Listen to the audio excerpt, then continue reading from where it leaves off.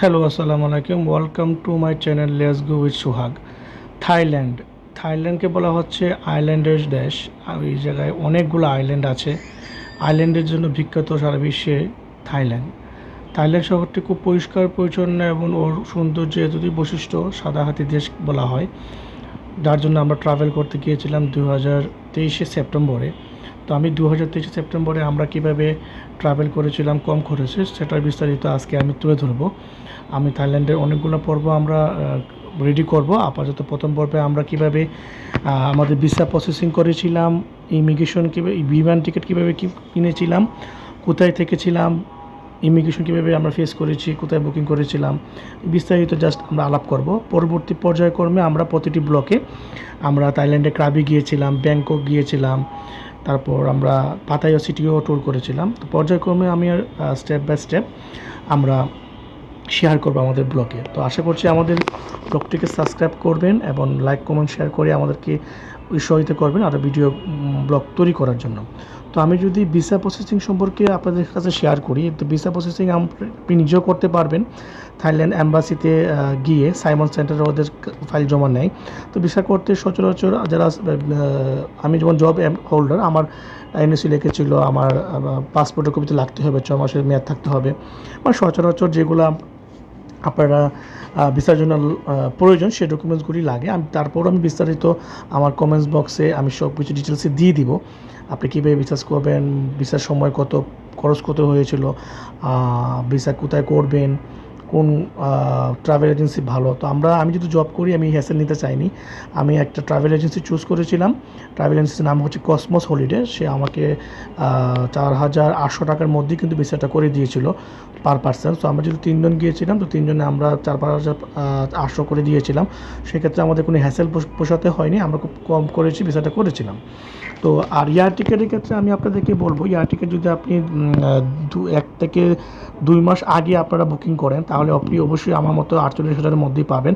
আমরা 3 জনে air ticket booking করেছিলাম অনলি 62,000 টাকা দিয়ে। তারপরে আমরা শেরাটনে একটা ইউএস বাংলার অফার ছিল, যার কারণে আমি আরও 4,000 টাকা ডিসকাউন্ট পেয়েছিলাম। তো অনলি 58,000 টাকার মধ্যে আমরা 3 জন ট্রাভেল করেছি থাইল্যান্ডে। সো এর চেয়ে কম খরচে আমার মনে হয় না আর কেউ ঘুরতে পারবে। সো আপনারা যদি 2 থেকে 3 মাস আগে আপনারা ট্রাই করেন টিকিটটা কাটার জন্য, তাহলে অবশ্যই আপনারা আমার মতোই ডিসকাউন্ট সহ এই প্রাইসটি পেতে পারেন। আমার মেয়ের বয়স যেহেতু 2 বছর নিচে ছিল, সেক্ষেত্রে আমরা অ্যারাউন্ড 58,000 টাকার মধ্যেই 3 জনের ট্রাভেল এয়ার টিকিট হয়েছিল। সেকেন্ড টাইম হচ্ছে আপনারা হোটেল বুকিং। তো হোটেল বুকিং আপনারা booking.com অথবা agora.com এর মাধ্যমে হোটেল বুকিং করতে পারেন। আপনারা যদি, আমি যে হোটেল থেকে ছিলাম সেটা হচ্ছিল 800 থেকে 1500-র মধ্যে আমরা পেয়ে গিয়েছিলাম। সেক্ষেত্রে ওটার মধ্যে আবার ব্রেকফাস্টও ইনক্লুডিং ছিল। 3 জনে যদি আমরা এমনিতেই ব্রেকফাস্ট বাইরে করতাম, তাহলে 500 থেকে 1,000 টাকার মধ্যে খরচ হতো। ওটার বাদ দিয়ে আমরা যদি হোটেল এক্সপেন্স ধরি এখন, তা 500 থেকে 800 টাকার মধ্যেই আমরা হোটেল এক্সপেন্সটা হয়ে গেছিলো। আমি যদি বাংলাদেশের ইমিগ্রেশন সম্পর্কে বলতে চাই, বাংলাদেশের ইমিগ্রেশনে আমাদের লাগেজ বুকিং দেওয়ার পরে খুব একটা বেশি প্রিকশনই করিনি। আমাকে জাস্ট জিজ্ঞেস করেছিল যে আপনি কী করেন। আমি বলছি আমি জব করি, দ্যাটস ইট, আর কিছুই জিজ্ঞেস করে না। তারপরে আপনারা ব্যাকআপ হিসেবে আপনাদের hotel booking, return air ticket এগুলো হাতে রাখবেন। যদি ওরা প্রশ্ন করে তাহলে আপনারা উত্তর দিতে পারবেন। আর বিমানের সার্ভিস যদি আমি বলি, ইউএস বাংলা খুব ফ্যান্টাস্টিক সার্ভিস দিয়েছিল। অ্যারাউন্ড 1.5 থেকে 2 ঘন্টার মধ্যে আমরা থাইল্যান্ড রিচ করেছিলাম। সো আমরা ইউএস ব্যাঙ্গের থেকে খুব ভালো সার্ভিস পেয়েছি। আশা করছি আপনারাও ইউএস বাংলার থাইল্যান্ডের ক্ষেত্রে তো চুজ করবেন। ওদের বিমান কন্ডিশন বলেন বা বিমানের সিট খুব ক্লিন ছিল। ওদের খাবারটাও মোটামুটি অ্যাভারেজ ছিল। বিমানের খাবার তো প্রাইজের তুলনায় আমাদের কাছে ভালোই লেগেছিলো। তো খাবারের মান খুব একটা খারাপ ছিল না। তো আপনারা চাইলে বিমান এয়ারলাইন্সেও কম খরচে যেতে পারবেন। আর বিমান এয়ারলাইন্সে অনেক কম খরচে টিকিট থাকে, বা ইউএস বাংলা আমার অনেক প্যাকেজও থাকে থাইল্যান্ডের। ওরা হোটেল বুকিং সহ অনেক প্যাকেজও দেয়, আপনারা চাইলে প্যাকেজও দিতে পারেন। আমরা যেহেতু সোলো ট্রাভেলার, বা আমরা যেহেতু 3 জন একসাথে ঘুরি নিজের স্বাধীনতা অনুযায়ী, এই জন্য আমরা কোনো প্যাকেজ নিইনি, আমরা নিজেরাই প্ল্যান করেছি ঘোরার জন্য। আর বিমানের খাবারের মান যদি আমরা বলি, আমরা চিকেন নিয়েছিলাম একজন নিয়েছিলাম বিফ, আর বেবি ফুডস তো ছিল আলাদা। সো চিকেন এবং বিফের মধ্যে আমাদের বিফটি বেশি পছন্দ হয়েছে, বিফটি অনেক ভালো ছিল আর কি। তো অ্যারাউন্ড 2 ঘন্টা পর আমরা সুবর্ণভূমি এয়ারপোর্টে পৌঁছেছিলাম। থাইল্যান্ড এয়ারপোর্টের ইমিগ্রেশনে আমাদের তেমন খুব একটা প্রবলেম হয়নি। আমাদের বেবি এবং আমার হুমেন্স থাকায় ওরা ফরেন কান্ট্রি যে আমরা ফার্স্ট ট্রাভেল ছিল, আমাদের খুব একটা এক্সপিরিয়েন্স ছিল না এর আগে।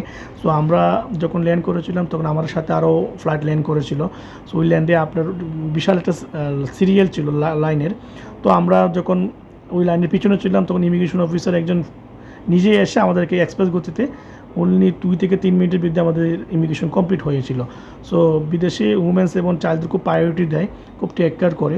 সো আমার খুব ভালো লেগেছে এই জিনিসটি, যেহেতু আমরা অনেক লেট হতো, আমরা যে জায়গায় 2 ঘন্টার সময় লাগতো সেই জায়গায় আমরা 5 মিনিটই বের হতে পেরেছিলাম।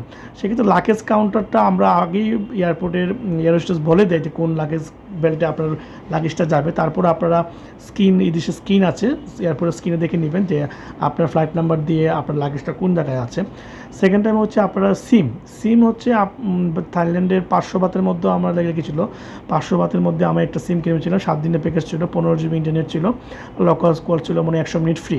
সো আপনারা চাইলে সিমটাও কিনে নিতে পারেন। সিম কেনার পর আমরা হোটেলে গিয়েছিলাম, আমাদের অলরেডি হোটেল পিক আপ ছিল, দ্যাটস ওয়াই আমাদেরকে পিক আপ করে নিয়েছিল। আপনারা চাইলে নিচে ট্যাক্সি ক্যাব আছে, ট্যাক্সি ক্যাবে যদি আপনারা যান তাহলে আপনাদের অ্যারাউন্ড 2,500 থেকে 3,000 টাকা যাবে ব্যাঙ্গক সিটিতে পৌঁছানোর জন্য আপনার হোটেল বুকিং। বাট আপনারা যদি ওই দেশের লোকাল ট্যাক্সিগুলো ইউজ করেন অ্যাপের মাধ্যমে, তাহলে কিন্তু আপনারা খুব সহজেই 800 থেকে 1,000-এর মধ্যে আপনারা হোটেলে পৌঁছতে পারবেন, ওরা খুব সেফলি পৌঁছাবে।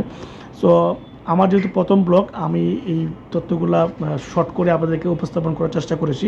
আর যদি কোনো ভুল বা কথাবার্তায় আপনাদের মিস গাইড থাকে তাহলে কমেন্ট করে দেখবেন। আমরা এর ইতিমধ্যেই অনেকগুলো দেশ আমরা ভ্রমণ করেছি।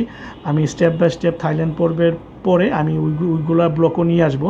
আমি আশা করছি ওইগুলো ব্লগ দেখে আপনারা খুব কম খরচে কীভাবে সেফটিভাবে বিভিন্ন দেশ ঘুরতে পারবেন ওইগুলো আমি বিস্তারিত আলোচনা করব।